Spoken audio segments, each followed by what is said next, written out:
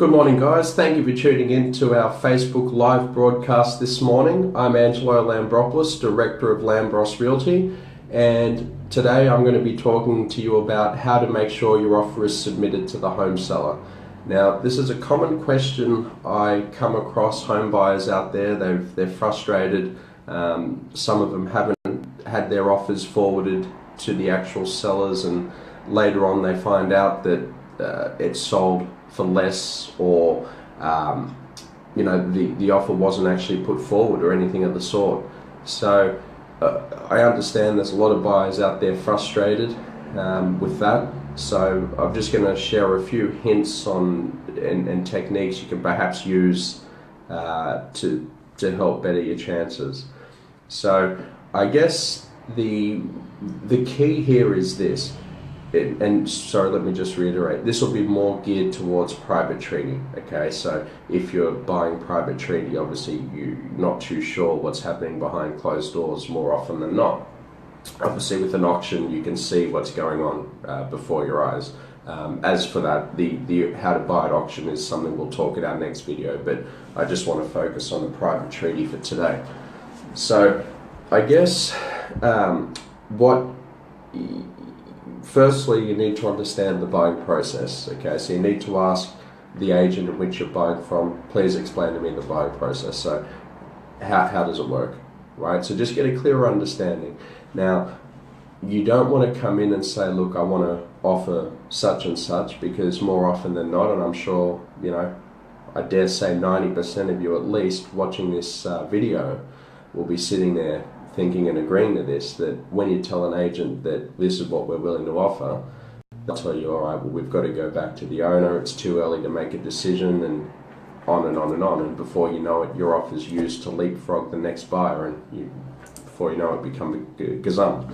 So what you want to do is understand the buying process. So Mr. or Mrs. Agent, how does your buying process work? What's the procedure?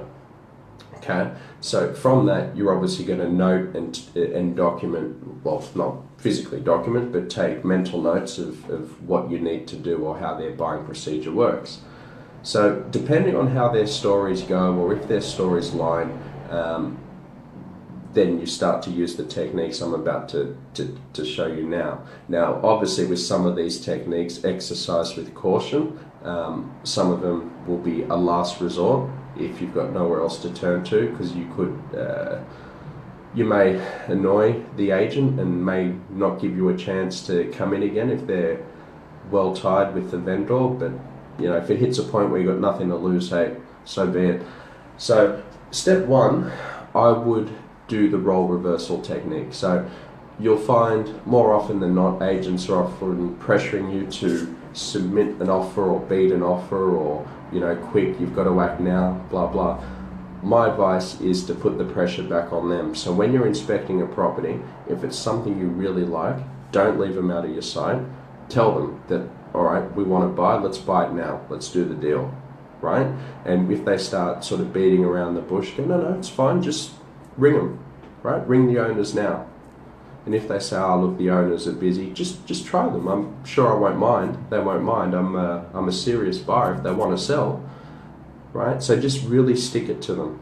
Don't let them leave your sight. Now, by doing that, you're putting them under pressure. They're used to putting buyers under pressure or going behind closed doors. Now, this will really start to expose the incompetent agents, right?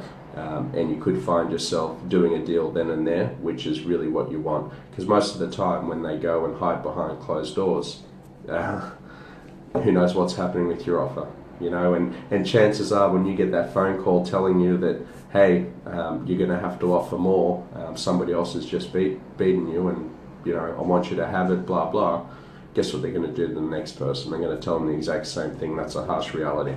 So really putting pressure on them is one of the techniques I'd really advise, right? Don't leave them out of your sight. So if it's an open home, right, and they're rushing and telling you they need to go, right, just tell them, look, we're going to do the deal now, right? Have someone from your office, go and do the next open home, or if they're using that as an excuse, right? Because as an office, there always is someone else that can run the other open home. So just something to think about there.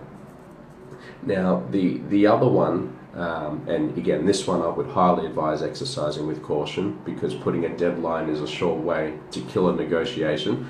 But if it's a last case resort and you've got nothing to lose, right, you can put a deadline on your offer if you feel it is reasonable. Okay, so if the agent is sitting there playing games, right, and you want to put an offer forward, so let's use the open home example. If it hits a scenario where they really need to go for whatever reason, that's fine. Here's my offer in writing, right? And then obviously put the deadline on it, say, well, this is my deadline, these are the terms and conditions, I'm willing to pay this price up until Sunday 5 p.m, right? Highest final offer. So you can put it back on them and then really make them move if you think your offer is lucrative enough, right? So again, if you're using that tactic though, again, just exercise with caution because it can backfire, right? So you want to make sure it's a reasonable offer if you do something like that. Now, the other advice I'd give you as well is as a purchaser, don't be scared to engage a solicitor to help you with, the offers you've put forward on a property. So what I'm saying here is this: if you're looking to buy, and this is why I strongly advise understanding the agent's buying process, because if you start to find loopholes in their stories to what they originally told you, you ring your solicitor and you tell your solicitor, look, the agent told me this is how the buying process works, but now I'm being told differently, I'm starting to hear different things, and I'm a little concerned. Now, this is the offer I want to put forward. Can you please notify the vendor's solicitor that I'm genuinely interested? Now, obviously, the vendor's solicitor is an independent source and is not acting in conjunction with the real estate agent. So, it really is in the vendor's solicitor's best interest to obviously get the sale across for their client at the best possible price. So if they have an inkling of suspicion that the agent is not performing their duties, well, as a seller, they want the highest price.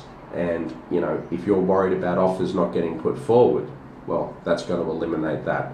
So that's why it comes down to understanding the agent's buying process. This is the key here. Look for loopholes in any stories. If something doesn't sound right, well, use the techniques I'm telling you now.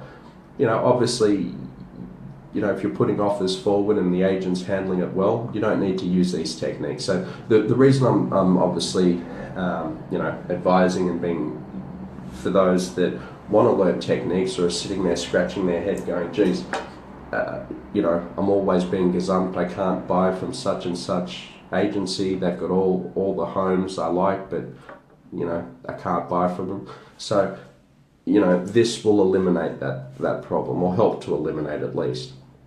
So don't be scared to use your solicitor, all right? So they're not just there to hand over contracts and change settlement dates or anything of the sort. Use them in that sense as well, because look, I'm sure they'd be happy to. Now, the other technique you can do is, and again, as I said, exercise with caution. You can write a letter directly to the vendor, okay?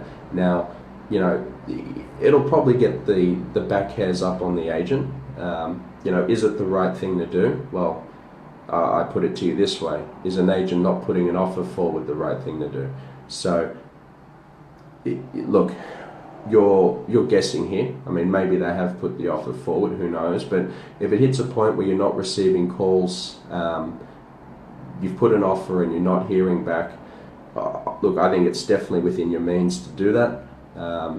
As I said, you could get the back hairs up on the agent, or the vendor might think, all right, well, what's this?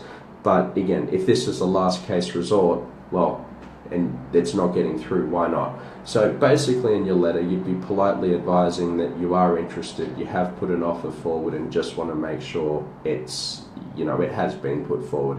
And to soften the blow a little, you can word it in a sense that you have been burnt before, not with such and such agency, but just from past experience, you're sure this agent isn't like that, but you just want to cover all bases, to show that you're genuinely interested.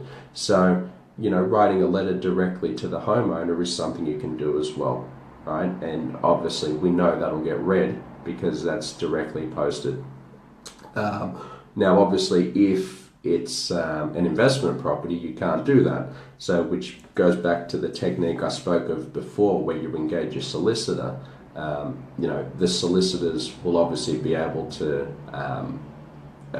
by doing that, you can obviously find who the landlord is, so who the actual seller is of that investment property. So, when you're working with, as a purchaser, you're purchasing solicitor, they'll be able to obviously, advise you in the right direction. So there are a few techniques to use for, that sort of sums up the few techniques I wanted to talk to you about today. There's always other options. You don't have to solely go through the agent. I would advise you do, firstly, to begin with. But if you think that, all right, well, this isn't being conducted properly, I don't think my offers have been, and you're starting to doubt their credibility, definitely use those techniques I spoke of. So just to sum them up, first is role reversal, put them under pressure. 2 is put a deadline, on when you want the decision made. 3, right, get your solicitor involved. And 4, that's where you can write a letter directly to the seller. Okay, so they're the 4 techniques you can use. If you have any further questions on this topic, again, I'm Angelo Lambropoulos, Director of Lambros Realty. More than welcome to call us on 0286287128 or email our office at info@lambrosrealty.com.au. Now, we won't be broadcasting in a fortnight. We'll be doing it 3 weeks from now, and that'll be our final broadcast of the year. So that'll be Wednesday, the 7th of December. And that is where I will talk about how to buy at auction. Okay, so just some techniques there. So I hope these techniques have helped you today as far as private treaty is concerned. Any further questions or any ideas or if you want an idea on how to script a letter, or just want further clarification on this topic or anything of the sort, sorry, got a fly, more than welcome to contact me, and I'm happy to help. All right, thanks for tuning in to our live Facebook broadcast this morning, and I'll see you in 3 weeks' time.